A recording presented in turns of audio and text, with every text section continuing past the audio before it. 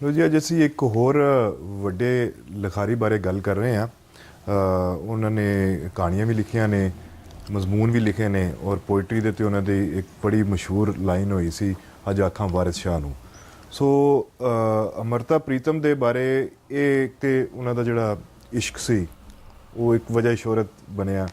ਦੂਸਰਾ ਹੈ ਕਿ ਪਾਰਟੀਸ਼ਨ ਜਦੋਂ ਹੋਇਆ ਹੈ ਤੇ ਉਦੋਂ ਇਹ ਜਿਹੜੀ ਨਜ਼ਮ ਹੈ ਇਹ ਇਤਨੀ ਮਸ਼ਹੂਰ ਹੋ ਗਈ ਕਿ ਲੋਕ ਸਿਰਫ ਉਹਦੇ ਭਾਰੋਂ ਹੀ ਉਹਨਾਂ ਨੂੰ ਜਾਣਦੇ ਸਨ, ਬਾਕੀ ਨਹੀਂ ਉਹਨਾਂ ਨੇ ਪੜ੍ਹਿਆ ਹੋਇਆ। ਬਲਕਿ ਅਸੀਂ ਤੁਸੀਂ ਜਦੋਂ ਗੱਲ ਕਰਨੇ ਸਾਂ ਤੇ ਤੁਹਾਡਾ ਵੀ ਇੱਕ ਹੱਦ ਤੱਕ ਇਹ ਸੀ ਕਿ ਸ਼ਾਇਦ ਇਸ ਤੋਂ ਇਲਾਵਾ ਕੁਝ ਹੈ ਨਹੀਂ ਹੈ, ਔਰ ਤੁਹਾਡੀ ਇੱਕ ਬੜੀ ਮੈਨੂੰ ਜਦੋਂ ਤੁਸੀਂ ਗੱਲ ਕਰ ਸਾਂ ਖੂਬਸੂਰਤੀ ਹੈ ਕਿ ਯੂ ਰਿਕਗਨਾਈਜ਼ ਇਟ ਕਿ ਨਹੀਂ, ਇਹਦੇ 'ਚ ਹੋਰ ਬਹੁਤ ਕੁਝ ਹੈ ਜੋ ਉਹਨਾਂ ਨੇ ਬਾਕੀ ਹੋਰ ਚੀਜ਼ਾਂ ਲਿਖੀਆਂ ਨੇ। ਸੋ ਉਹ ਕੀ ਲਿਖੀਆਂ ਨੇ, ਉਹਦੇ 'ਚ ਤੁਸੀਂ ਕਿੱਥੇ ਇਹਨਾਂ ਨੂੰ ਦੇਖਦੇ ਹੋ? ਮੇਰਾ ਖਿਆਲ ਹੈ ਕਿ ਨਿਓ ਕਲਾਸੀਕਲ ਜਿਹੜਾ ਹੈ ਉਹਦੇ 'ਚ ਆ ਜਾਂਦੇ ਨੇ। ਪਹਿਲੇ ਤੇ ਮੈਂ ਜਿਹੜੀ ਗੱਲ ਕਰਨਾ ਚਾਹੁੰਦਾ ਹੈ ਉਹ ਇਹ ਹੈ ਕਿ ਅਸੀਂ ਆਮ ਤੌਰ 'ਤੇ ਜਿਹੜੇ ਪਾਕਿਸਤਾਨ ਦੇ ਪੰਜਾਬੀ ਲਿਟਰੇਚਰ ਦੇ ਪੜ੍ਹਾਰ ਹੈ, ਤਾਲਬ ਇਲਮ ਹੈ ਨਾ, ਅਸੀਂ ਆਮ ਤੌਰ ਦੇ ਉੱਤੇ ਜਦੋਂ ਪੰਜਾਬੀ ਦੇ ਰਿਵਾਈਵਲ ਦੀ ਗੱਲ ਕਰਨੇ ਆ ਨਾ ਤੇ ਅਸੀਂ ਉਹ ਜੰਪ ਮਾਰ ਕੇ 70s 'ਚ ਆ ਜਾਂਦੇ ਹਾਂ, 60s ਔਰ 70 ਤੇ। ਠੀਕ ਹੈ। ਔਰ ਅਸੀਂ ਫਿਰ ਉੱਥੋਂ ਟਰੇਸ ਕਰਨੇ ਆ ਅੱਗੇ ਔਰ ਉਹਦੇ ਪਿੱਛੇ, ਔਰ ਉਹਦੇ ਪਿੱਛੇ ਸਾਡੇ ਖਿਆਲ ਕਲਾਸੀਕਲ ਹੈ ਜਿਹੜਾ ਬਾਬਾ ਫਰੀਦ ਤੋਂ ਲੈ ਕੇ ਖਾਜਾ ਫਰੀਦ ਤੱਕ, ਤੇ ਅੱਗੇ ਫਿਰ ਅਸੀਂ 60s 'ਚ ਆ ਜਾਂਦੇ ਹਾਂ ਤੇ ਵਿੱਚ ਅਸੀਂ ਜ਼ਿਕਰ ਕਰ ਦਿੰਦੇ ਹਾਂ ਕਿ ਜੀ ਬਾਕੀ ਵੀ ਕੁਝ ਸ਼ਾਇਰ ਸਨ ਇੱਧਰ ਉੱਧਰ। ਠੀਕ ਹੈ। ਮੇਰਾ ਖਿਆਲ ਹੈ ਕਿ ਗੱਲ ਇੰਜ ਨਹੀਂ ਹੈਗੀ। ਮੇਰਾ ਖਿਆਲ ਹੈ ਕਿ ਜਿਹੜੀ ਪੰਜਾਬੀ ਦੀ ਨਵਾਂ ਕਲਾਸੀਕਲ ਪੰਜਾਬੀ ਲਿਟਰੇਚਰ ਹੈ ਉਹ ਉਸ ਤੋਂ ਬਹੁਤ ਪਹਿਲੇ ਸ਼ੁਰੂ ਹੋ ਚੁੱਕਿਆ ਸੀ। ਯਾਨੀ ਜਿਹਦੇ ਦੋ ਵੱਡੇ ਸ਼ਾਇਰ ਸਨ, ਇੱਕ ਤੇ ਅਮਰਤਾ ਪ੍ਰੀਤਮ ਸੀ ਔਰ ਦੂਜੀ ਜਿਹੜੀ ਸੀ ਉਹ ਮੋਹਨ ਸਿੰਘ ਸੀਗਾ, ਸਾਵੇ ਪੱਤਰ ਵਾਲਾ। ਠੀਕ ਹੈ। ਇਹ ਜਿਹੜੀ ਨਵੀਂ ਸੋਚ ਔਰ ਨਵੀਂ ਤਰੀਕੇ ਦੀ ਜਿਹੜੀ ਸ਼ਾਇਰੀ ਹੈ ਇਹਨਾਂ ਨੇ ਪਾਰਟੀਸ਼ਨ ਤੋਂ ਪਹਿਲੇ ਸ਼ੁਰੂ ਕਰਤੀ ਸੀ। ਹਾਂ, ਠੀਕ ਹੈ। ਮਤਲਬ ਇਹ ਹੈ ਕਿ ਇਹ ਦੋਵੇਂ ਅਗਰ ਤੁਸੀਂ ਵੇਖੋ ਤੇ ਦੋਵੇਂ ਸਿੱਖ ਨੇ, ਦੋਵੇਂ ਸਿੱਖ ਘਰਾਂ ਜੰਮੇ ਨੇ। ਔਰ ਇਹ ਵੀ ਤੁਹਾਨੂੰ ਗੱਲ ਦਿਲਚਸਪ ਲੱਗੇਗੀ ਕਿ ਸਿੱਖਾਂ ਦੇ ਵਿੱਚ ਪੰਜਾਬੀ ਲਿਟਰੇਚਰ ਲਿਖਣ ਦੀ ਟ੍ਰੈਡੀਸ਼ਨ ਜਿਹੜੀ ਹੈ ਇਹਨਾਂ ਤੋਂ ਪਹਿਲੇ ਨਹੀਂ ਹੈਗੀ। ਯਾਨੀ ਪਹਿਲੇ ਅਗਰ ਤੁਸੀਂ ਦੇਖੋ ਤੇ ਤੁਹਾਨੂੰ ਮੋਸਟਲੀ ਜਿਹੜਾ ਮਿਲੇਗਾ ਪੜ੍ਹਨ ਲਈ ਮਵਾਦ ਉਹ ਤੁਹਾਨੂੰ ਮਿਲੇਗਾ ਮਜ਼ਹਬੀ। ਨਹੀਂ, ਇਹ ਕਰਤਾਰ ਸਿੰਘ ਦੁੱਗਲ ਔਰ ਇਹ ਫਿਰ ਉਹਨਾਂ ਦੀ ਇਸੇ ਪੀਰੀਅਡ ਦੇ ਨੇ ਨਾ, ਇਹ ਉਹਨਾਂ ਦੇ ਕੰਟੈਂਪਰੇਰੀ ਨੇ ਨਾ, ਸਾਰੇ ਇੱਕ ਹੀ ਪੀਰੀਅਡ ਦੇ ਨਾ ਸਾਰੇ। ਕਰਤਾਰ ਸਿੰਘ ਦੁੱਗਲ ਤੇ ਬਾਕੀ ਸਾਰੇ ਜਿਹੜੇ ਨੇ ਇਹ ਇੱਕੋ ਹੀ ਪੀਰੀਅਡ ਦੇ ਸਾਰੇ ਲੋਕ ਨੇ। ਠੀਕ ਹੈ। ਲੇਕਿਨ ਉਹਨਾਂ ਵਿੱਚੋਂ ਜਿਹੜੀ ਸਰਕਡਵੀਂ ਜਿਹੜੇ ਸਨ ਉਹ ਜਾਂ ਤੇ ਅਮਰਤਾ ਪ੍ਰੀਤਮ ਸੀ ਤੇ ਜਾਂ ਮੋਹਨ ਸਿੰਘ ਸੀ। ਠੀਕ ਹੈ। ਮੋਹਨ ਸਿੰਘ ਤੇ ਅਸੀਂ ਫਿਰ ਗੱਲ ਕਰਾਂਗੇ, ਉਹਦੇ ਤੇ ਅਸੀਂ ਗੱਲ ਕਰਨੀ ਹੈ। ਲੇਕਿਨ ਮੇਰਾ ਖਿਆਲ ਹੈ ਕਿ ਅਮਰਤਾ ਪ੍ਰੀਤਮ ਜ਼ਿਆਦਾ ਮਾਡਰਨਿਸਟਿਕ ਸੀ ਆਪਣੇ ਸਟਾਈਲ ਦੇ ਵਿੱਚ ਔਰ ਆਪਣੀ ਸੋਚ ਦੇ ਵਿੱਚ। ਔਰ ਇਸ ਵਜ੍ਹਾ ਤੋਂ ਮੈਂ ਸਮਝਣਾ ਹੈ ਕਿ ਅਮਰਤਾ ਪ੍ਰੀਤਮ ਜਿਹੜੀ ਹੈ ਉਹ ਕਮ ਅਜ਼ ਕਮ ਤੁਸੀਂ ਇਹ ਕਹਿ ਸਕਦੇ ਹੋ ਕਿ ਵੀ ਨਾਰਥ ਇੰਡੀਆ ਦੇ ਵਿੱਚ ਪਿਛਲੇ ਕਈ ਸੌ ਸਾਲਾਂ ਤੋਂ ਇੰਨੀ ਵੱਡੀ ਪੋਇਟ ਹੋਰ ਕੋਈ ਨਹੀਂ ਹੈਗੀ ਔਰਤਾਂ ਚੋਂ। ਠੀਕ ਹੈ। ਠੀਕ ਹੈ। ਮਰਦਾਂ ਦੇ ਵਿੱਚ ਤੁਸੀਂ ਗਿਣ ਸਕਦੇ ਹੋ ਮਰਦਾਂ ਨੂੰ, ਲੇਕਿਨ ਔਰਤਾਂ 'ਚ ਉਰਦੂ 'ਚ ਵੀ ਔਰ ਪੰਜਾਬੀ 'ਚ ਵੀ ਇੰਨੀ ਵੱਡੀ ਪੋਇਟ ਨਹੀਂ ਹੈਗੀ। ਠੀਕ ਹੈ। ਮੈਂ ਮੁਸਕਰਾਇਆ ਇਸ ਲਈ ਕਿ ਇਹ ਸਾਡੀ ਕਈ ਵਾਰੀ ਗੱਲ ਹੋਈ ਹੈ ਔਰ ਉਹਦੇ 'ਚ ਔਰ ਸਿਰਫ ਤੁਹਾਡੇ ਨਹੀਂ ਬਹੁਤ ਸਾਰੇ ਲੋਕਾਂ ਦਾ ਇਹ ਖਿਆਲ ਸੀ ਕਿ ਬਸ ਉਹ ਇੱਕ ਨਜ਼ਮ ਹੈ ਜੀ ਜਿਹਦੀ ਵਜ੍ਹਾ ਨਾਲ ਉਹਦੀ ਮੇਰਾ ਖਿਆਲ ਹੈ ਮੈਂ ਉਸ ਨਜ਼ਮ ਤੇ ਵੀ ਗੱਲ ਕਰਨਾ ਚਾਹੁੰਦਾ। ਮੇਰਾ ਖਿਆਲ ਹੈ ਕਿ ਜਿਹੜੀਆਂ ਬਹੁਤ ਹੀ ਮਸ਼ਹੂਰ ਨਜ਼ਮਾਂ ਹੋ ਜਾਂਦੀਆਂ ਨੇ ਨਾ ਉਹ ਉਸ ਸ਼ਾਇਰ ਲਈ ਇੱਕ ਬਲੈਸਿੰਗ ਵੀ ਹੁੰਦੀ ਹੈ ਔਰ ਇਜ਼ਾਬ ਵੀ ਹੋ ਜਾਂਦਾ ਹੈ ਔਰ ਇੱਕ ਕਰਸ ਵੀ ਹੁੰਦੀ ਹੈ। ਹਾਂ, ਠੀਕ ਹੈ। ਮਿਸਾਲ ਉਹ ਮਤਲਬ ਇਹ ਹੈ ਕਿ ਅਮਰਤਾ ਪ੍ਰੀਤਮ ਹੈ ਤੇ ਉਹਨੂੰ ਅੱਜ ਆਖਾਂ ਵਾਰਿਸ ਸ਼ਾਹ ਨੂੰ ਕਿਤੇ ਕਬਰਾਂ ਵਿੱਚੋਂ ਬੋਲ ਉਹਨੂੰ ਪੜ੍ਹ ਕੇ ਉਸ ਤੇ ਉਹਦੀ ਕਹਾਣੀ ਮੁਕਾਤੀ। ਉਸ ਤੋਂ ਬਾਅਦ ਨਾ ਉਹਨੂੰ ਕਿਸੇ ਨੇ ਵੇਖਿਆ। ਕਮ ਅਜ਼ ਕਮ ਮਤਲਬ ਇਹ ਹੈ ਕਿ ਸਾਡੇ ਵਗਰੇ ਬਹੁਤ ਸਾਰੇ ਲੋਕਾਂ ਨੇ ਨਾ ਉਹਨੂੰ ਗੌਰ ਨਾਲ ਪੜ੍ਹਿਆ, ਨਾ ਉਹਦੀ ਸ਼ਾਇਰੀ ਨੂੰ ਪੜ੍ਹਿਆ, ਨਾ ਉਹਦੀਆਂ ਕਹਾਣੀਆਂ, ਨਾਵਲ ਔਰ ਬਾਕੀ ਜਿਹੜੀਆਂ ਉਹਦੀਆਂ ਲਿਖਤਾਂ ਨੇ ਉਹਨਾਂ ਨੂੰ ਉਨੀ ਤਵੱਜੋ ਨਾਲ ਲੋਕਾਂ ਨੇ ਪੜ੍ਹਿਆ ਨਹੀਂ ਉਸ ਨਜ਼ਮ ਦੀ ਵਜ੍ਹਾ ਤੋਂ। ਬਿਲਕੁਲ ਠੀਕ ਹੈ। ਤੁਸੀਂ ਇਹਦੀ ਰੀਸੈਂਟ ਮਿਸਾਲ ਦੇਖ ਲਓ ਆਪਣੇ ਦੋਸਤਾਂ ਦੇ ਵਿੱਚੋਂ ਮਜ਼ਹਰ ਤਰਿਮਜ਼ੀ ਦੀ। ਮਜ਼ਹਰ ਤਰਿਮਜ਼ੀ ਦੀ ਜਿਹੜੀ ਨਜ਼ਮ ਹੈ ਪੱਬਾਂ ਉਮਰਾਂ ਲੰਘੀਆਂ ਪੱਬਾਂ ਭਾਰ, ਬਹੁਤ ਮਸ਼ਹੂਰ ਹੋ ਗਈ। ਅਸਦ ਅਮਾਨਤ ਅਲੀ ਨੇ ਗਾਈ। ਹਾਂ। ਲੇਕਿਨ ਇਹ ਹੈ ਕਿ ਉਹਦੀ ਵਜ੍ਹਾ ਤੋਂ ਇਹ ਵੀ ਹੈ ਕਿ ਮਤਲਬ ਤੁਸੀਂ ਜਿਹੜੀ ਬਾਕੀ ਸ਼ਾਇਰੀ ਉਹ ਬਹੁਤ ਘੱਟ ਪੜੀ ਗਈ, ਉਹ ਇਗਨੋਰ ਵੀ ਹੋ ਗਈ है बिल्कुल। हालांकि वो बड़ी अच्छी, बहुत अच्छा पोइट भी है, ਬਹੁਤ ਅੱਛਾ ਪੋਇਟ ਹੈ ਔਰ ਬਹੁਤ ਅੱਛਾ ਲਿਖਦਾ ਹੈ। ਲੇਕਿਨ ਇਹ ਹੈ ਕਿ ਉਹ ਉਹਦੀ ਪੱਬਾਂ ਭਾਰ ਜਿਹੜੀ ਹੈ ਉਹ ਸਾਰੀ ਪੱਬਾਂ ਭਾਰ ਦੇ ਪਿੱਛੇ ਲੋਕੀ ਜਿਹੜੇ ਨੇ ਬਾਕੀ ਸਾਰਾ ਕੁਝ ਜਿਹੜਾ ਨਾ ਉਹ ਭੁੱਲ ਗਏ ਨੇ। हाँ ठीक है। ਸੋ ਇਸ ਵਾਸਤੇ ਮੈਂ ਇਹ ਕਹਿ ਰਿਹਾ ਕਿ ਸਾਨੂੰ ਇੱਕ ਤੇ ਜਿਹੜੇ ਅਸੀਂ ਪਾਕਿਸਤਾਨ ਤੋਂ ਪੰਜਾਬੀ ਦੇ ਜਿਹੜੇ ਲਿਖਾਰੀ ਔਰ ਜਿਹੜੇ ਲਿਟਰੇਰੀ ਕ੍ਰਿਟਿਸਿਜ਼ਮ ਕਰਨੇ ਆ, ਸਾਨੂੰ ਇੱਕ ਤੇ ਐਡਜਸਟਮੈਂਟ ਕਰਨੀ ਚਾਹੀਦੀ ਹੈ ਆਪਣੀ ਸੋਚ ਵਿੱਚ ਕਿ ਇਹ ਜਿਹੜੀ ਸਾਰੀ ਨਵੀਂ ਨਿਊ ਕਲਾਸੀਕਲ ਜਿਹੜੀ ਲਿਟਰੇਚਰ ਹੈ ਪੰਜਾਬੀ ਦਾ, ਇਹ 60 ਦੀ ਦਹਾਈ ਤੋਂ ਨਹੀਂ ਸ਼ੁਰੂ ਹੋਇਆ, ਇਹ ਬਹੁਤ ਪਹਿਲੇ ਸ਼ੁਰੂ ਹੋ ਚੁੱਕਿਆ ਸੀਗਾ। ਔਰ ਸਾਨੂੰ ਇਹੋ ਅਸਲ ਦੇ ਵਿੱਚ ਮਸਲਾ ਜਿਹੜਾ ਉਰਦੂ ਨਾਲ ਵੀ ਇਹੋ ਹੀ ਹੈ। ਉਰਦੂ ਦੇ ਵਿੱਚ ਵੀ ਜਦੋਂ ਅਸੀਂ ਪਾਕਿਸਤਾਨੀ ਗੱਲ ਕਰਨੇ ਆ ਤੇ ਅਸੀਂ ਨਵੀਂ ਨਜ਼ਮ ਦੀ ਗੱਲ ਦੇ ਉੱਤੇ ਜਾਂ ਅਸੀਂ ਮਜੀਦ ਅਮਜਦ ਦੀ ਗੱਲ ਕਰਨੇ ਆ ਜਾਂ ਅਸੀਂ ਨੂਨ ਮੀ ਰਾਸ਼ਿਦ ਦੀ ਕਰਨੇ ਆ, ਜੇ ਬੜੀ ਕਰੀਏ ਤੇ ਵਿੱਚ ਫੈਜ਼ ਨੂੰ ਸ਼ਾਮਲ ਕਰ ਲੈਂਦੇ ਆ। ਲੇਕਿਨ ਅਸੀਂ ਜਿਹੜੀ ਉਸ ਪਾਸੇ ਉਰਦੂ ਦੀ ਨਜ਼ਮ ਹੋਈ ਹੈ, ਸਰਦਾਰ ਜਾਫਰੀ ਨੇ ਲਿਖੀ ਹੈ, ਅਖਤਰ ਅਮਾਨ ਨੇ ਲਿਖੀ ਹੈ, ਕਾਫੀ ਆਜ਼ਮੀ ਨੇ ਲਿਖੀ ਹੈ, ਇਹਨਾਂ ਨੂੰ ਅਸੀਂ ਸ਼ਾਮਲ ਨਹੀਂ ਕਰਦੇ ਬਹਿਸ 'ਚ। ਖਾਸ ਤੌਰ ਤੇ ਮੀਰਾ ਜੀ ਨੂੰ, ਖਾਸ ਤੌਰ ਤੇ ਮੀਰਾ ਜੀ ਨੂੰ ਪੜ੍ਹਨਾ ਬੜਾ ਔਖਾ ਕੰਮ ਹੈ, ਕਿਉਂਕਿ ਉਹਦੀ ਜਿਹੜੀ ਟ੍ਰੈਡੀਸ਼ਨਲ ਹੈ ਉਹ ਬਿਲਕੁਲ ਹੋਰ ਡਿਫਰੈਂਟ ਆਉਂਦੀ ਹੈ ਜੋ ਇਹਨਾਂ ਦੀ ਸੀ। ਇਹ ਫਿਰ ਥੋੜੇ ਫਾਰਸੀ ਟ੍ਰੈਡੀਸ਼ਨ ਤੋਂ ਮਿਲ ਕੇ ਕਰਦੇ। ਸੋ ਇਹ ਹੈ ਕਿ ਮੈਂ ਇਹ ਕਹਿ ਰਿਹਾ ਕਿ ਸਾਨੂੰ ਕਮ ਸੇ ਕਮ ਜਿਹੜੇ ਅਸੀਂ ਅਦਬ ਦੇ ਨਾਲ ਕੰਮ ਕਰਨ ਵਾਲੇ ਲੋਕ ਹਾਂ, ਲਿਟਰੇਚਰ ਦੇ ਨਾਲ ਜਿਹੜੇ ਕੰਮ ਕਰਨ ਵਾਲੇ ਲੋਕ ਹਾਂ, ਸਾਨੂੰ ਮੁਲਕਾਂ ਦੀ ਸਰਹੱਦਾਂ ਨੂੰ ਸਾਹਮਣੇ ਰੱਖ ਕੇ ਨਹੀਂ ਵੇਖਣਾ ਚਾਹੀਦਾ, ਸਾਨੂੰ ਪੂਰੀ ਜ਼ੁਬਾਨ ਨੂੰ ਵੇਖਣਾ ਚਾਹੀਦਾ। ਜੇ ਪੰਜਾਬੀ ਅਸੀਂ ਦੇਖ ਰਹੇ ਹਾਂ ਤੇ ਫਿਰ ਪੂਰੀ ਪੰਜਾਬੀ ਜ਼ੁਬਾਨ ਦੀ ਤਾਰੀਖ ਨੂੰ ਵੇਖੀਏ ਔਰ ਉਹਦੇ 'ਚ ਕਿਵੇਂ ਅੱਗੇ ਵਧਾ ਹੋਇਆ ਹੈ। ਅੱਛਾ, ਮੈਂ ਇਹ ਦੇਖਿਆ ਕਿ ਇਹ ਜਿਹੜੇ ਜਿਸ ਟਾਈਮ ਪੀਰੀਅਡ ਦੀ ਗੱਲ ਕਰ ਰਹੇ ਜਿਸ ਤੁਸੀਂ ਕਹਿ ਰਹੇ ਹੋ ਕਿ ਉੱਥੋਂ ਸ਼ੁਰੂ ਹੋ ਚੁੱਕੇ ਹੋਏ ਸਨ, ਇਹਨਾਂ ਨੇ ਫਿਰ ਅੱਗੇ ਆ ਕੇ ਇਹਦੇ ਸਪੀਅਰ ਹੈਡਡ, ਇਹ ਫਿਰ ਨਿਸ਼ਾਨ ਬਣ ਗਏ ਨਾ ਕਿ ਜੀ। ਲੇਕਿਨ ਇਹ ਡਿਵੈਲਪ ਹੋਏ ਨੇ ਥਰੂ ਆਊਟ ਟਾਈਮ। ਜਿਹੜੀ ਪੋਇਟਰੀ ਉਹਨਾਂ ਨੇ 50 'ਚ ਕੀਤੀ ਉਹ ਡਿਫਰੈਂਟ ਸੀ, 60 'ਚ ਸੀ ਔਰ 60 ਤੋਂ ਡਿਫਰੈਂਟ ਸੀ। ਅੱਛਾ, ਉਰਦੂ 'ਚ ਵੀ ਆਈ ਹੈ, ਮਤਲਬ ਰਾਸ਼ਿਦ ਨੇ ਇੰਪਰੂਵ ਕੀਤਾ ਹੈ। ਸੋ ਅਮਰਤਾ 'ਚ ਵੀ ਨਜ਼ਰ ਆਉਂਦਾ ਹੈ ਕਿ ਉਹਨਾਂ ਨੇ with time, with political environment ਔਰ ਸਰਕਮਸਟੈਂਸਿਸ ਉਹ ਮੈਚੋਰ ਹੁੰਦੇ ਗਏ ਇਸ ਪੋਇਟਰੀ 'ਚ। ਹਾਂਜੀ, ਇੱਕ ਮਤਲਬ ਜਿਹੜੀ ਬਹੁਤ ਸ਼ੁਰੂ ਦੀ ਸ਼ਾਇਰੀ ਹੈ ਅਮਰਤਾ ਦੀ, ਉਹ ਕਾਫੀ ਰੋਮਾਂਟਿਕ ਹੈ। ਮਤਲਬ ਉਹ 'ਚ ਰੋਮਾਂਟਿਸਿਜ਼ਮ ਬਹੁਤ ਹੈ। ਮਿਸਾਲ ਦੇ ਤੌਰ ਤੇ ਤੁਸੀਂ ਹੈਰਾਨ ਹੋਵੋਗੇ ਕਿ ਉਹ ਜਿਹੜਾ ਚਿੜੀਆਂ ਦਾ ਚੰਬਾ ਹੈ, ਅਸੀਂ ਚਿੜੀਆਂ ਦਾ ਚੰਬਾ ਵੇ ਬਾਬਲ ਅਸੀਂ ਉੱਡ ਜਾਣਾ, ਤੁਹਾਨੂੰ ਪਤਾ ਹੈ ਕਿਹਦਾ ਲਿਖਿਆ ਹੈ? ਇਹ ਅਮਰਤਾ ਪ੍ਰੀਤਮ ਦਾ ਲਿਖਿਆ ਹੈ। ਹਾਂ, ਠੀਕ ਹੈ, ਠੀਕ। ਸੋ ਲਿਹਾਜ਼ਾ ਇਹ ਉਹ ਜਿਹੜਾ ਰੋਮਾਂਟਿਸਾਈਜ਼ ਚਿੜੀਆਂ ਦੇ ਚੰਬੇ ਨੂੰ ਉਹਨੇ ਕੀਤਾ ਸੀ, ਜਿਹਨੂੰ ਬਾਅਦ ਚ ਪਾਸ਼ ਨੇ ਉਲਟਾਇਆ। ਔਰ ਦੂਸਰਾ ਹੈ ਕਿ ਉਹ ਫੋਕ ਸੌਂਗ ਬਣ ਗਿਆ, ਉਹਦੇ ਚ ਲੋਕ ਜ਼ਿਆਦਾ ਜਾਣਦੇ ਨਹੀਂ ਕਿ ਅਮਰਤਾ ਦਾ ਲਿਖਿਆ ਹੈ। ਲੋਕੀ ਜ਼ਿਆਦਾ ਨਹੀਂ ਜਾਣਦੇ, ਹਾਲਾਂਕਿ ਉਹਦੀ ਕਿਤਾਬ ਜਿਹੜੀ ਹੈਗੀ ਹੈ ਉਹਦੇ ਵਿੱਚੋਂ ਛਪਿਆ ਹੈ ਇਹ ਜਿਹੜਾ ਇੱਕ ਨਜ਼ਮ ਦਾ ਹਿੱਸਾ ਹੈਗਾ, ਜਿਹੜਾ ਸਾਡਾ ਚਿੜੀਆਂ ਦਾ ਚੰਬਾ ਵੇ ਬਾਬਲ ਅਸੀਂ ਟੁੱਟ ਜਾਣਾ। ਤੇ ਮਤਲਬ ਇਹ ਹੈ ਕਿ ਅਮਰਤਾ ਪ੍ਰੀਤਮ ਜਿਹੜੀ ਹੈ ਉਹ ਫਿਰ ਇੱਕ ਐਸਾ ਵੀ ਜ਼ਮਾਨਾ ਵਿੱਚ ਉਹਦੇ ਆਇਆ ਜਿਹਦੇ ਵਿੱਚ ਉਹ ਬਹੁਤ ਸਿੱਧੀ ਪ੍ਰੋਗਰੈਸਿਵ ਨਜ਼ਮਾਂ ਲਿਖਦੀ ਸੀ। ਬਿਲਕੁਲ, ਹਾਂ, ਉਹ ਡਿਵੈਲਪ ਹੋ ਗਿਆ ਨਾ, ਫਿਰ ਡਿਵੈਲਪ ਹੋ ਗਿਆ, ਫਿਰ ਉਹ ਵੀ ਲਿਖਦੀ ਰਹੀ। ਫਿਰ ਉਹ ਬਾਅਦ ਦੇ ਵਿੱਚ ਫਿਰ ਉਹਨੇ ਸਾਰੇ ਜਿਹੜੇ ਉਹਦੇ ਪੁਰਾਣੇ ਜਿਹੜੇ ਢੰਗ ਸਨ, ਫਿਰ ਉਹਨਾਂ ਨੂੰ ਸਿੰਥੇਸਾਈਜ਼ ਕੀਤਾ। ਔਰ ਫਿਰ ਉਹਨਾਂ ਨੂੰ ਸਿੰਥੇਸਾਈਜ਼ ਕਰਕੇ ਉਹਨੇ, ਮੈਂ ਇਹ ਸਮਝਦਾ ਕਿ ਅਮਰਤਾ ਪ੍ਰੀਤਮ ਜਿਹੜੀ ਹੈ ਉਹ ਨਵੇਂ ਦੌਰ ਦੀ ਮਲਾਮਤੀਆ ਸ਼ਾਇਰ ਹੈ। ਅੱਛਾ, ਹਾਂਜੀ, ਮਤਲਬ ਪਹਿਲਾ ਮਲਾਮਤੀਆ ਸ਼ਾਇਰ ਜਿਹੜਾ ਸੀ ਉਹ ਸ਼ਾਹ ਹੁਸੈਨ ਸੀ। ਠੀਕ ਹੈ।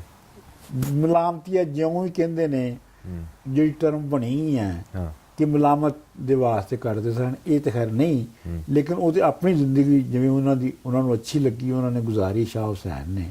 ਔਰ ਮਾਧੋ ਦੇ ਲਾਲ ਦੇ ਨਾਲ ਜਿਹੜਾ ਕਿ ਉਹਦੇ ਮਜ਼ਹਬ ਦਾ ਵੀ ਨਹੀਂ ਸੀ, ਉਹਦੇ ਨਾਲ ਜਿਹੜੀ ਹੈ ਆਪਣਾ ਜ਼ਿੰਦਗੀ ਜਿਹੜੀ ਹੈ ਉਹ ਸਾਰਿਆਂ ਦੇ ਸਾਹਮਣੇ ਗੁਜ਼ਾਰੀ, ਇਹ ਨਹੀਂ ਕਿ ਲੁਕਾ ਛੁਪਾ ਕੇ ਗੁਜ਼ਾਰੀ।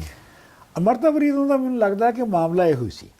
ਠੀਕ ਹੈ ਸਰ, ਬਿਲਕੁਲ ਹੈ। ਮਤਲਬ ਇਹ ਹੈ ਕਿ ਇੱਕ ਤੇ ਉਹਨੇ ਜਿਹੜਾ ਸਾਹਿਰ ਦੇ ਨਾਲ ਆਪਣਾ ਤਲਕ ਸੀ, ਉਹਨੂੰ ਜਿਵੇਂ ਉਹਨੇ ਸਾਹਮਣੇ ਖੋਲ ਕੇ ਰੱਖਿਆ ਸਾਰਿਆਂ ਦੇ, ਔਰ ਅਮਰੋਜ਼ ਦੇ ਨਾਲ ਵੀ ਅਮਰੋਜ਼ ਦੇ ਨਾਲ ਵੀ ਉਹਨੇ ਰੱਖਿਆ, ਬਲਕਿ ਆਪਣਾ ਪ੍ਰੀਤਮ ਸਿੰਘ ਨਾਲ ਵੀ, ਮਤਲਬ ਪ੍ਰੀਤਮ ਸਿੰਘ ਦੇ ਨਾਲ ਜਿਹੜੀ ਜਿਹੜਾ ਉਹਦਾ ਤਲਕ ਹੈ ਦੋਸਤੀ ਦਾ, ਉਹ ਵੀ ਬੜਾ ਐਗਜ਼ੈਂਪਲਰੀ ਹੈ ਕਿ ਮਤਲਬ ਬਲਕਿ ਉਹ ਜਿਹੜੀ ਰਸੀਦੀ ਟਿਕਟ ਹੈ ਉਹਦੇ ਵਿੱਚ ਉਹਨੇ ਬੜੇ ਹਿਰਖ ਨਾਲ ਲਿਖਿਆ ਹੈ ਅਮਰਤਾ ਪ੍ਰੀਤਮ ਨੇ ਕਿ ਮੈਨੂੰ ਤੇ ਫਿਰ ਵੀ ਸਾਥ ਮਿਲ ਗਿਆ ਅਮਰੋਜ਼ ਦਾ, ਲੇਕਿਨ ਮੈਨੂੰ ਬੜਾ ਅਫਸੋਸ ਹੈ ਕਿ ਪ੍ਰੀਤਮ ਨੂੰ ਨਹੀਂ ਕੋਈ ਮਿਲਿਆ ਔਰ ਉਹ ਇਕੱਲਾ ਰਹਿ ਗਿਆ।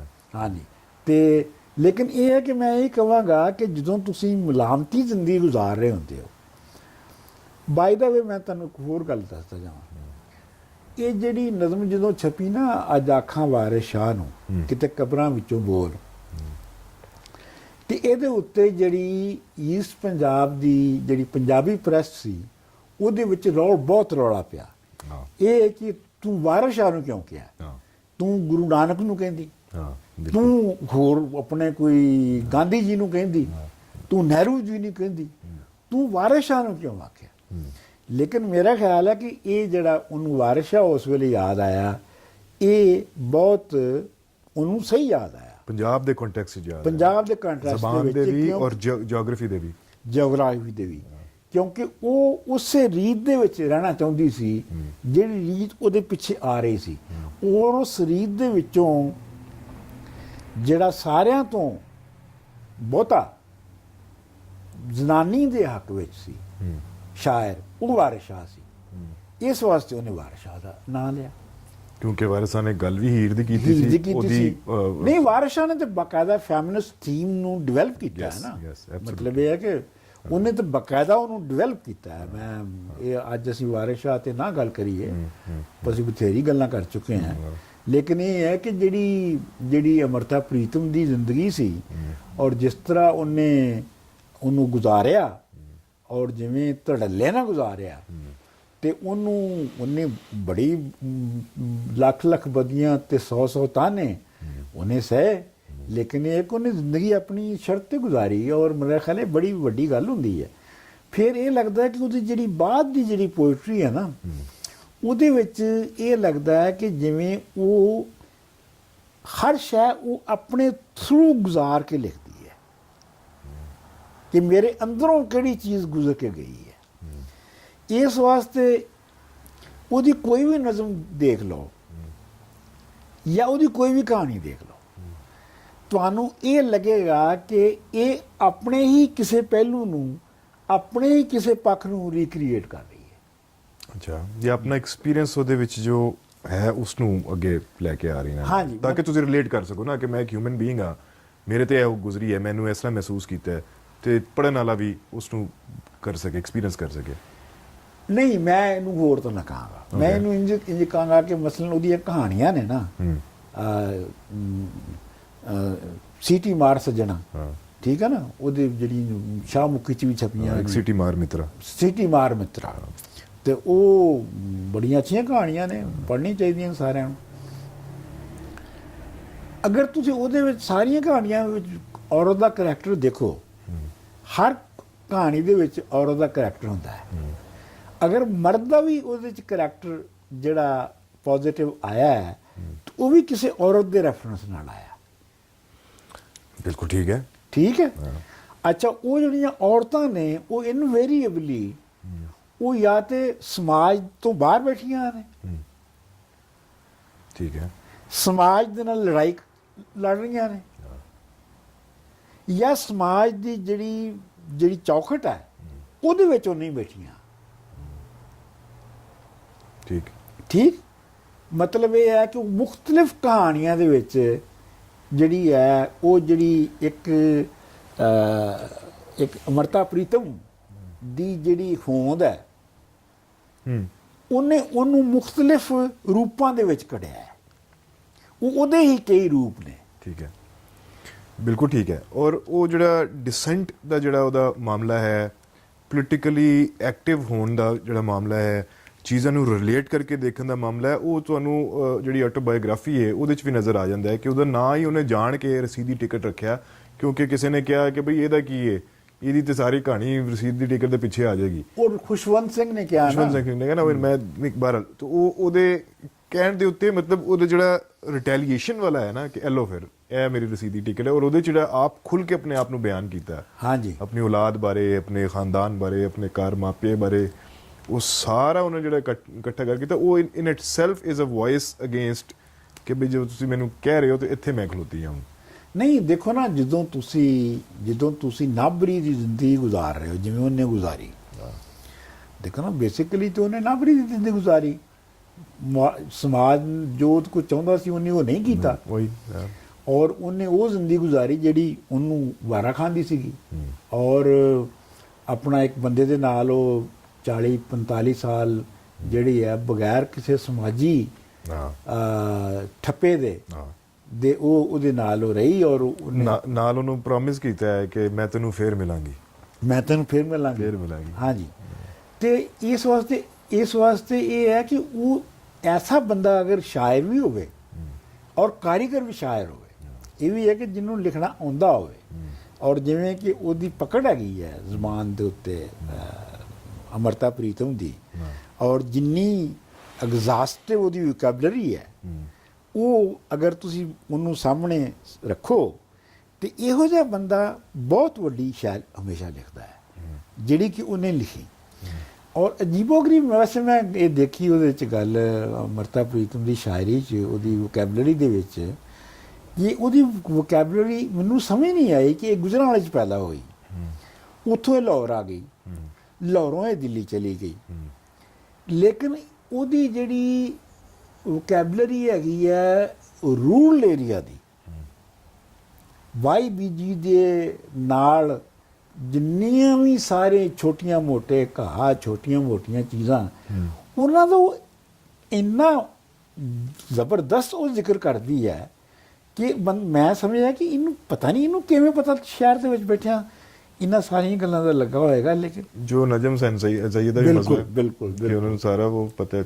ਹੋ ਸਕਦਾ ਹੈ ਕਿ ਪੜ੍ਹਨ ਦੀ ਵਜ੍ਹਾ ਨਾਲ, ਬਹੁਤ ਜ਼ਿਆਦਾ ਪੜ੍ਹਨ ਦੀ ਵਜ੍ਹਾ ਨਾਲ ਕੁਝ ਉਹੀ ਜਿਹੜਾ ਤੁਹਾਨੂੰ ਇੱਕ ਉਤਾਰ ਹੁੰਦਾ ਹੈ ਕਿ ਤੁਹਾਨੂੰ ਚੀਜ਼ਾਂ ਦਾ ਪਤਾ ਹੈ ਜਾਂ ਤੁਸੀਂ ਤੁਹਾਡੇ ਵਿੱਚ ਮਤਲਬ ਉਹਦੇ ਵਿੱਚ ਅਮਰਤਾ ਪ੍ਰੀਤਮ ਨੂੰ ਪੜ੍ਹਦਾ ਜਿਹੜੀ YBG ਦਾ ਸਮਾਜ ਹੈ, ਉਹਦੇ ਐਸੇ ਮੈਂ ਲਫ਼ਜ਼ ਪੜ੍ਹੇ ਜਿਹੜੇ ਮੈਂ ਵੀ ਸ਼ਾਇਦ ਬਚਪਨ ਤੋਂ ਬਾਅਦ ਪਹਿਲੀ ਵਾਰੀ ਪੜ੍ਹ ਰਿਹਾ ਸਾਂ, ਔਰ ਐਸੇ ਮਸਲਨ ਮਿਸਾਲ ਦੇ ਤੌਰ ਤੇ ਖੱਬਲ ਘਾਹ, ਹੁਣ ਖੱਬਲ ਘਾਹ ਗੁਜਰਾਂਵਾਲੇ ਦੇ ਔਰਤ ਨੂੰ ਜਾਂ ਲਾਹੌਰ ਦੀ ਔਰਤ ਨੂੰ ਖੱਬਲ ਘਾਹ ਦਾ ਕੀ ਪਤਾ, ਖੱਬਲ ਘਾਹ ਕੀ ਹੁੰਦਾ ਹੈ, ਸ਼ਾਇਦ ਮਤਲਬ ਪਤਾ ਹੁੰਦਾ ਹੋਵੇਗਾ ਉਸ ਜ਼ਮਾਨੇ 'ਚ, ਪਰ ਇਹ ਹੈ ਕਿ ਇਸ ਤਰ੍ਹਾਂ ਦੇ ਜਾਂ ਕਣਕ ਦੇ ਤੋਏ, ਹੁਣ ਇਹ ਕਣਕ ਦੇ ਤੋਏ ਜਿਹੜੇ ਨੇ ਬਹੁਤ ਟਿਪੀਕਲ ਜਿਹੜੇ ਐਕਸਪ੍ਰੈਸ਼ਨਸ ਨੇ, ਔਰ ਫਿਰ ਇਹਨਾਂ ਤੇ ਲਿਖਿਆ ਵੀ ਮਤਲਬ ਕਣਕ ਤੇ ਇੱਕ ਪੂਰੀ ਨਜ਼ਮ ਹੈ। ਹਾਂ ਬਿਲਕੁਲ। ਫਿਰ ਉਹ ਜਿਹੜੀ ਹੈ ਨਾ ਕਿਤਾਬ ਹੈ ਜਿਹੜੀ ਕਾਗਜ਼ ਤੇ ਕੈਨਵਸ, ਉਹਦੇ 'ਚ ਦੇਖਿਆ ਪੰਜਾਬ ਦੀ ਕਹਾਣੀ ਬੜੀ ਸੋਹਣੀ ਵਰਤੀ ਉਹਨਾਂ ਨੇ, ਔਰ ਉਹ ਮਜ਼ੇ ਦੀ ਗੱਲ ਹੈ ਕਿ ਮਸ਼ਹੂਰ ਨਹੀਂ ਹੋਈ ਹੈ, ਉਸ ਤੋਂ ਪਹਿਲੇ ਵਾਲੀ ਹੋ ਗਈ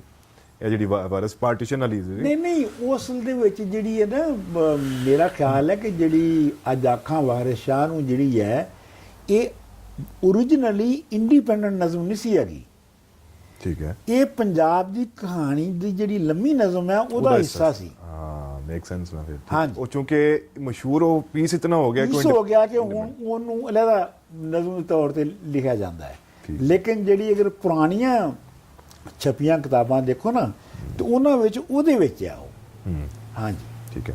ਅੱਛਾ, ਇੱਕ ਮੈਂ ਜੋ ਵੀ ਕਹਾਣੀਆਂ ਪੜ੍ਹੀਆਂ ਨੇ ਜਾਂ ਇਹਨਾਂ ਦੇ ਜਿਹੜੀ ਲੱਖ ਉਹਨਾਂ ਦੀ ਪੜ੍ਹੀ ਸੀ ਆਟੋਬਾਇਓਗ੍ਰਾਫੀ ਪੜ੍ਹੀ ਸੀ, ਉਹਦੇ 'ਚ ਬਹੁਤ ਸਾਰੇ ਇੰਸਟੈਂਸਿਸ ਐਸੇ ਨੇ, ਔਰ ਮੈਨੂੰ ਨਹੀਂ ਪਤਾ ਕਿ ਕਿਆ ਸਾਡੇ ਕਲਾਸੀਕਲ ਪੋਇਟਸ ਨੂੰ, ਖਾਸ ਤੌਰ 'ਤੇ ਜਿਹੜੇ ਅਰਬਨ ਪੋਇਟਸ ਨੇ, ਉਹਨਾਂ ਨੂੰ ਇਹ ਮਸਲਾ ਪੇਸ਼ ਆਇਆ ਹੋਏਗਾ ਜਾਂ ਨਹੀਂ ਆਇਆ ਹੋਏਗਾ ਕਿ ਇਹ ਹੁਣ ਜਿੱਥੇ ਬੈਠੀ ਹੈ ਉੱਥੇ ਪੰਜਾਬੀ ਕੁਝ ਨਹੀਂ ਜਿਹੜੀ ਹੈ ਪੜ੍ਹੀ ਨਹੀਂ ਜਾ ਰਹੀ ਹੈ, ਕਮਾਈ ਨਹੀਂ ਹੋ ਰਹੀ ਨਾ, ਹੁਣ ਰੋਟੀ ਤਾਂ ਖਾਣੀ ਹੈ। ਸੋ ਉਹ ਬੜੀ ਉਹਦੇ 'ਚ ਰਹੀ ਹੈ ਕਿ ਮੈਂ ਦਿੱਲੀ ਜਾਵਾਂ ਨਾ ਜਾਵਾਂ, ਮੈਂ ਹਿੰਦੀ 'ਚ ਲਿਖਾਂ ਨਾ ਲਿਖਾਂ, ਫਿਰ ਲਿਖਣਾ ਵੀ ਸ਼ੁਰੂ ਕਰਤਾ ਕਿਉਂਕਿ ਇਸ਼ੂ ਹੈ ਕਿ ਮੈਂ ਫਿਰ ਸਰਵਾਈਵ ਕਿਵੇਂ ਕਰਨਾ ਹੈ। ਇਹ ਕਿਆ ਜਿਹੜੇ ਇਸ਼ੂਸ ਹਨ ਇਹ ਹੁਣ ਦੇ ਇਸ਼ੂਸ ਹਨ ਜਾਂ ਇਸ ਤੋਂ ਪਹਿਲਾਂ ਵੀ ਰਹੇ ਹੋਣਗੇ? ਨਹੀਂ, ਮੇਰਾ ਖਿਆਲ ਹੈ ਕਿ ਜਿਵੇਂ ਮੈਂ ਉਹਦੀ ਐਵੋਲੂਸ਼ਨ ਦੇਖਿਆ ਨਾ, ਉਹਦੀ ਲੈਂਗੁਏਜ ਦਾ, ਮਤਲਬ ਪਿਓਰਲੀ ਲੈਂਗੁਏਜ ਦਾ, ਥਾਟ ਪ੍ਰੋਸੈਸ ਦਾ ਨਹੀਂ, ਵਿਚਾਰਧਾਰਾ ਦਾ ਨਹੀਂ, ਸਿਰ ਜ਼ਬਾਨ ਦਾ, ਤੇ ਮੈਨੂੰ ਲੱਗਾ ਕਿ ਜਿਹੜੀ ਉਹਦੀਆਂ ਦਿੱਲੀ ਜਾ ਕੇ ਜਿਹੜੀਆਂ ਨਜ਼ਮਾਂ ਨੇ ਉਹਨਾਂ ਵਿੱਚ ਜਿਹੜੀ ਵੋਕੈਬਲਰੀ ਹੈ ਉਹ ਛੋਟੀ ਹੋ ਗਈ ਹੈ ਓਕੇ ਔਰ ਉਹਦੇ 'ਚ ਜਿਹੜੀ ਜਨਰਲੀ ਮਿਸਾਲ ਦੇ ਤੌਰ ਤੇ ਜਿਹੜੀ ਸਭ ਤੋਂ ਜ਼ਿਆਦਾ ਰਮਜ਼ਾਂ ਹੁੰਦੀਆਂ ਨੇ ਉਹ ਹੈ ਸੂਰਜ ਦੀ, ਚੰਨ ਦੀ, ਅੰਬਰ ਦੀ, ਹਾਂ ਜ਼ਮੀਨ ਦੀ, ਹਾਂ ਦਰਿਆ ਦੀ, ਥਲ ਦੀ, ਇਹ ਨੇ। ਔਰ ਫਿਰ ਇਨ ਸਾਰਿਆਂ ਦੇ ਗ੍ਰਹਿਣ ਦੀ ਹਾਂ ਉਹਨਾਂ ਸਾਰਿਆਂ ਦੇ ਗ੍ਰਹਿਣ। ਗ੍ਰਹਿਣ ਦੀ ਮਜ਼ਹਬ ਦੀ ਵੀ ਨਹੀਂ ਹਾਂ, ਜਦੋਂ ਹਾਂ। ਗ੍ਰਹਿਣ ਲੱਗ ਜਾਂਦੇ ਤਾਂ ਕੀ ਹੁੰਦਾ? ਹਾਂ ਮਤਲਬ ਸ਼ੁਰੂ ਦੇ ਵਿੱਚ ਮਜ਼ਹਬ ਦੇ ਬਾਰੇ 'ਚ ਬਹੁਤ ਹੀ ਖੁੱਲ੍ਹ ਕੇ ਮਜ਼ਹਬ ਦੇ ਖਿਲਾਫ ਨਜ਼ਮਾਂ ਲਿਖੀਆਂ ਉਹਨੇ, ਲੇਕਿਨ ਉਹ ਹਮੇਸ਼ਾ ਹੀ ਉਹ ਲਿਖਦੀ ਰਹੀ ਹੈ ਉਹਦੇ ਬਾਰੇ 'ਚ। ਲੇਕਿਨ ਇਹ ਹੈ ਕਿ ਅੱਜ ਮੈਂ ਪਹਿਲੇ ਤਾਂ ਸੋਚਿਆ ਸੀ ਕਿ ਮੈਂ ਨਜ਼ਮਾਂ ਸਿਲੈਕਟ ਕਰਾਂਗਾ ਹਾਂ ਜਿਵੇਂ ਪਹਿਲੇ ਅਸੀਂ ਬਾਕੀ ਸ਼ਹਿਰਾਂ ਨੇ ਕਰਨੀ। ਉਹਦੇ ਤੇ ਅਸੀਂ ਦੁਬਾਰਾ ਕਰਾਂਗੇ ਵੈਸੇ ਸਿਲੈਕਸ਼ਨ ਵੀ। ਹਾਂ ਸਿਲੈਕਸ਼ਨ ਕਰਾਂਗੇ, ਲੇਕਿਨ ਫਿਰ ਮੈਨੂੰ ਇਹ ਵੀ ਲੱਗਾ ਕਿ ਉਹਦੀ ਹਰ ਨਜ਼ਮ ਦੇ ਵਿੱਚ ਕੋਈ ਨਾ ਕੋਈ ਗੱਲ ਹੁੰਦੀ ਹੈ। ਇਸ ਵਾਸਤੇ ਕੋਈ ਨਜ਼ਮ ਨਾ ਸਿਲੈਕਟ ਕਰਨਾ ਕਿਸੇ ਨਜ਼ਮ ਨੂੰ ਔਰ ਕਿਸੇ ਨੂੰ ਸਿਲੈਕਟ ਕਰ ਲੈਣਾ, ਇਹ ਬਹੁਤ ਮੁਸ਼ਕਿਲ ਕੰਮ ਹੈ ਅਮਰਤਾ ਪ੍ਰੀਤਮ ਦੇ ਮਾਮਲੇ 'ਚ, ਕਿਉਂਕਿ ਉਹਦੀ ਜਿਹੜੀ ਕਹਾਣੀ ਵੀ ਹੁੰਦੀ ਹੈ ਔਰ ਉਹਦੀ ਜਿਹੜੀ ਨਜ਼ਮ ਵੀ ਹੁੰਦੀ ਹੈ, ਉਹਦੇ ਵਿੱਚ ਨਜ਼ਮ ਦੇ ਵਿੱਚ 4 ਲਾਈਨਾਂ ਹੋਣਗੀਆਂ ਜਾਂ ਕਹਾਣੀ ਦੇ ਵਿੱਚ 2 ਫਿਕਰੇ ਹੋਣਗੇ, ਲੇਕਿਨ ਉਹ ਐਸੇ ਹੋਣਗੇ ਕਿ ਉਹ ਇੱਕ ਬਹੁਤ ਵੱਡਾ ਕ੍ਰੀਏਟਿਵ ਰਾਈਟਰ ਹੀ ਲਿਖ ਸਕਦਾ ਹੈ। ਉਹ ਹਾਈਮਾਈ ਦਾ ਕੰਮ ਨਹੀਂ ਹੈਗਾ। ਔਰ ਉਹ ਸਾਰੀ ਬੁਨਤ ਉਹਦੇ ਇਰਦ ਗਿਰਦ ਹੀ ਹੋ ਰਹੀ ਹੁੰਦੀ ਹੈ ਨਾ ਉਨ ਸਾਰਿਆਂ ਦੇ। ਉਹਨੇ 2 ਲਾਈਨਾਂ ਮਤਲਬ ਇਹ ਹੈ ਕਿ ਹਾਲਾਂਕਿ ਉਹ ਲੱਗਦਾ ਇੰਜ ਹੈ ਕਿ ਜਿਵੇਂ ਚਲਦਿਆਂ ਗੱਲ ਉਹ ਐਵੇਂ ਸਾਈਡ ਦੇ ਉੱਤੇ ਕਰ ਗਈ ਹੈ, ਲੇਕਿਨ ਉਹ ਅਸਲ 'ਚ ਹੁੰਦਾ ਇੰਜ ਨਹੀਂ ਹੈ। ਸੋ ਇਸ ਵਾਸਤੇ ਉਹਦੀ ਜਿਹੜੀ ਉਹਨੂੰ ਪੜ੍ਹ ਕੇ ਉਹਦੀ ਨਜ਼ਮ ਨੂੰ ਵੀ ਤੇ ਉਹਦੀ ਬਾਕੀ ਚੀਜ਼ਾਂ ਨੂੰ ਵੀ ਪੜ੍ਹ ਕੇ ਲੱਗਦਾ ਹੈ ਕਿ ਉਹ ਇੱਕ ਬੇਸਿਕਲੀ ਬਹੁਤ ਕ੍ਰੀਏਟਿਵ ਰਾਈਟਰ ਸੀ। ਅੱਛਾ, ਚूंकि ਕ੍ਰੀਏਟਿਵ ਰਾਈਟਰ ਤੁਸੀਂ ਕਹਤੇ ਹੈ ਤੇ ਵਿਚਾਰਧਾਰਾ ਤੁਹਾਨੂੰ ਕੈਸੀ ਲੱਗੀ ਹੈ ਜਿਹੜੀ ਨਿਓ ਕਲਾਸਿਕਲ ਜਿਹੜੀ ਹੈ ਉਹ ਕਲਾਸਿਕਲ ਨੇ ਕਿਵੇਂ ਜੁੜ ਰਹੀ ਹੈ, ਪੁਰਾਣੇ ਸਾਡੇ ਟ੍ਰੈਡੀਸ਼ਨਲ ਕਿਵੇਂ ਜੁੜ ਰਹੀ ਹੈ? ਔਰ ਕਿਉਂਕਿ ਇਹ ਉਸ ਦੇ ਜੋ ਤੁਸੀਂ ਗੱਲ ਕੀਤੀ ਹੈ ਕਿ ਜੀ 60-70s ਤੱਕ ਇਹ ਡਿਵੈਲਪ ਹੋ ਚੁੱਕਿਆ ਹੋਇਆ ਸੀ ਔਰ ਅੱਗੇ ਹੀ ਚੱਲਦੇ ਆ ਰਹੇ ਨੇ, ਤੇ ਇਹ ਹੁਣ ਅੱਗੇ ਕਿਵੇਂ ਡਿਵੈਲਪ ਹੋ ਸਕਦਾ ਹੈ? ਨਹੀਂ, ਇਹਨਾਂ ਨੇ ਅਮਰਤਾ ਪ੍ਰੀਤਮ ਨੇ ਤੇ ਉਹਨੇ 1-2 ਨਜ਼ਮਾਂ 'ਚ ਇਹ ਵੀ ਕੀਤਾ ਕਿ ਉਹਨੇ ਬਾਬਾ ਫਰੀਦ ਤੋਂ ਲੈ ਕੇ ਤੇ ਹਾਸ਼ਿਮ ਸ਼ਾਹ ਤੀਕਰ ਸਾਰੇ ਸ਼ਾਇਰਾਂ ਦੇ ਉੱਤੇ ਇੱਕ ਸਟੈਂਜ਼ਾ ਲਿਖਿਆ। ਸੋ ਮਤਲਬ ਇਹ ਹੈ ਮੇਰਾ ਕਹਿਣ ਦਾ, ਔਰ ਥਾਂ ਦੇ ਉੱਤੇ ਜਿਹੜੀ ਕਲਾਸੀਕਲ ਪੋਇਟਰੀ ਦੀ ਜਿਹੜੀ ਰੈਂਡਰਿੰਗ ਹੈ ਔਰ ਉਹਦੀ ਜਿਹੜੀ ਕੋਟ ਹੈ ਉਹਨੂੰ ਕਰਨਾ ਔਰ ਉਹਦੇ ਸਿੰਬਲਸ ਨੂੰ ਯੂਜ਼ ਕਰਨਾ, ਉਹਨਾਂ ਤੇ ਬਹੁਤ ਪੱਕੀ ਤਰੀਕੇ ਨਾਲ ਉਹ ਕਾਇਮ ਰਹਿੰਦੀ ਹੈ ਅਮਰਤਾ ਪ੍ਰੀਤਮ।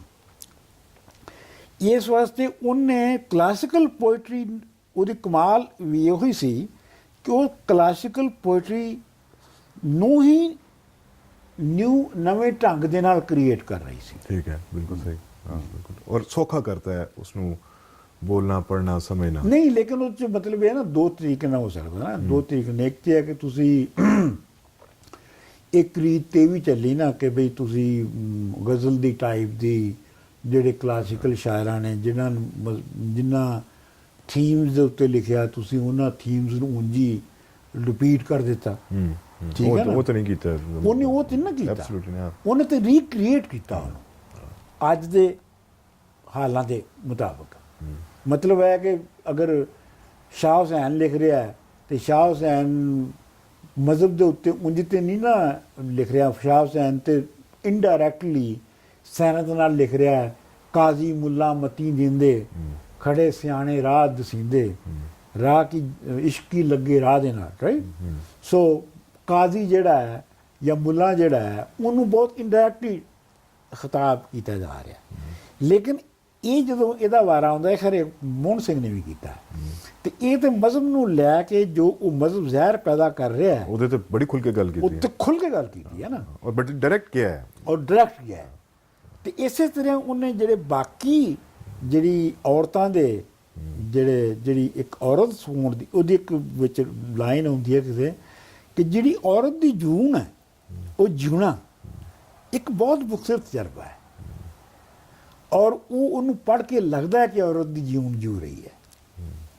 ਠੀਕ ਹੈ, ਤੇ ਹੁਣ ਇਤਨੀ ਕੁ ਮੇਰੇ ਖਿਆਲ ਹੈ ਅਸੀਂ ਖਾਸੀ ਕੰਡੈਂਸ ਕਿਸਮ ਦੀ ਸਮਰਾਈਜ਼ਡ ਕਿਸਮ ਦੀ ਗੱਲ ਕਰ ਲਈਏ। ਬਾਕੀ ਅਸੀਂ ਅਗਲਾ ਇੱਕ ਕਰਾਂਗੇ ਇੱਕ ਹੋਰ ਸੈਸ਼ਨ ਜੋ ਇਹਦੇ 'ਚ ਕੋਸ਼ਿਸ਼ ਕਰਾਂਗੇ ਕਿ ਕੁਝ ਤੁਸੀਂ ਸਿਲੈਕਟ ਕਰ ਲੈਣਾ 2-4 ਨਜ਼ਮਾਂ, ਕੋਈ 2-4 ਮੈਂ ਕਰਕੇ, ਫਿਰ ਅਸੀਂ ਇਹਨਾਂ ਨੂੰ ਰਿਲੇਟ ਕਰਕੇ ਇਹਦੇ 'ਤੇ ਮਜ਼ੀਦ ਫਿਰ ਅਸੀਂ ਗੱਲ ਕਰਾਂਗੇ ਜੀ। ਹਾਂ, ਮੇਰਾ ਖਿਆਲ ਹੈ ਕਿ ਉਹ ਹੋਣੀ ਚਾਹੀਦੀ ਹੈ ਕਿਸੇ ਨੂੰ ਕਿਸੇ ਖਾਸ ਕਹਾਣੀ ਨੂੰ ਜਾਂ ਨਜ਼ਮ ਨੂੰ ਲੈ ਕੇ ਉਹਦੇ 'ਤੇ ਸਪੈਸੀਫਿਕਲੀ ਵੀ ਗੱਲ ਕਰਨੀ ਚਾਹੀਦੀ ਹੈ, ਕਿਉਂਕਿ ਅੱਜ ਜਿਹੜੀਆਂ ਅਸੀਂ ਗੱਲਾਂ ਕੀਤੀਆਂ ਨੇ ਅੱਜ ਤਾਂ ਅਸੀਂ ਜਨਰਲਾਈਜ਼ਡ ਗੱਲਾਂ ਕੀਤੀਆਂ ਨੇ ਨਾ, ਲੇਕਿਨ ਇਹ ਹੈ ਕਿ ਜੇ ਮੈਂ ਕਹਿੰਦਾ ਕਿ ਉਹਨੇ ਔਰਤ ਉਹਨੇ ਜੋ ਜੀਵਨੀ ਜੀਵੀ ਔਰ ਜਿਵੇਂ ਉਹਨੇ ਆਪਣੇ ਆਪ ਨੂੰ ਹੀ ਆਪਣੇ ਆਪ ਨੂੰ ਕਈਆਂ ਰੂਪਾਂ ਦੇ ਵਿੱਚ ਕ੍ਰੀਏਟ ਕੀਤਾ, ਤੇ ਮੈਂ ਉਹ ਦਿਖਾਉਣਾ ਵੀ ਚਾਹੁੰਦਾ ਲੋਕਾਂ ਨੂੰ। ਪਲੱਸ ਹੈ ਕਿ ਇਤਨੀ ਜਿਹੜੀ ਤੁਸੀਂ ਹਿਸਟੋਰੀਕਲੀ ਉਹਦੇ ਨਾਲ ਜੋੜਿਆ ਰੈਫਰੈਂਸ ਲਿਆ ਕੇ ਕਿ ਉਸ ਤੋਂ ਵੱਡੀ ਸ਼ਾਇਰਾ ਨਹੀਂ ਮਿਲੀ ਹੈ, ਤੇ ਫਿਰ ਉਹਦੇ ਤੇ ਲਾਜ਼ਮੀ ਹੈ ਕਿ ਬਿਲਕੁਲ ਗੱਲ ਹੋਣੀ ਚਾਹੀਦੀ ਹੈ। ਹਾਂ ਠੀਕ ਹੈ। ਹਾਂ।